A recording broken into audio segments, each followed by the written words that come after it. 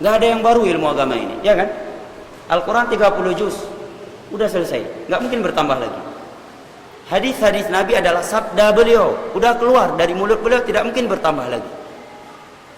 Sumber pemahaman yang benar untuk memahami Al-Quran dan hadis adalah pemahaman para sahabat Nabi, yang diriwayatkan oleh murid-murid mereka tabi'in, diriwayatkan lagi oleh murid-murid mereka tabi'ut tabi'in. Kemudian setelah itu datang ulama-ulama seperti 4 mazhab dan ulama lain di masa itu seperti Sufyan bin Uyainah, Sufyan bin Tsauri, Laits bin Sa'ad, ya, sampai hari ini dicatat di dalam kitab-kitab mereka.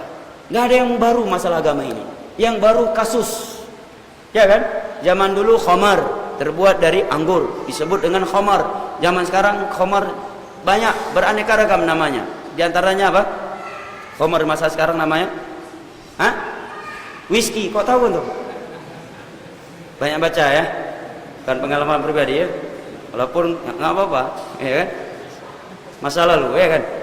Nabi menyatakan at-taubatu tahdumu ma qablaha kama annal Islam yahdumu ma qabla. Taubat itu menghapuskan dosa sebelumnya sebagaimana Islam menghapuskan dosa-dosa sebelum Islam. Ya, kita berbaik sangka saja, mungkin beliau banyak pertanyaan dari orang kan, jadi banyak tahu. Ya, Dr. Haris. Taib, whisky, apa lagi? Apa?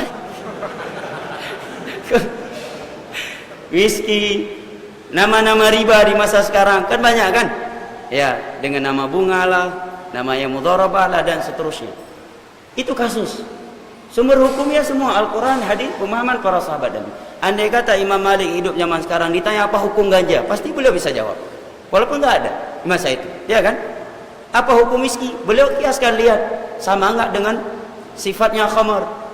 Muamalah kontemporer misalkan namanya dengan bahasa Inggris, dilihat kriteria sifat-sifatnya, apakah di dalamnya ada unsur riba, ada unsur gharar, ada unsur muqamarah, apakah di dalamnya ada sesuatu yang diharamkan oleh Allah, maka langsung bisa dijawab. Jadi enggak ada yang baru. Jadi kalau bicara masalah agama ini enggak usah ya datangkan yang baru, pasti kita keliru. Ya. Yang baru hanyalah kasus. Sumber hukum semuanya lama, ya kan? Al-Quran, hadis, pemahaman para salaf, tidak ada yang baru. Ya.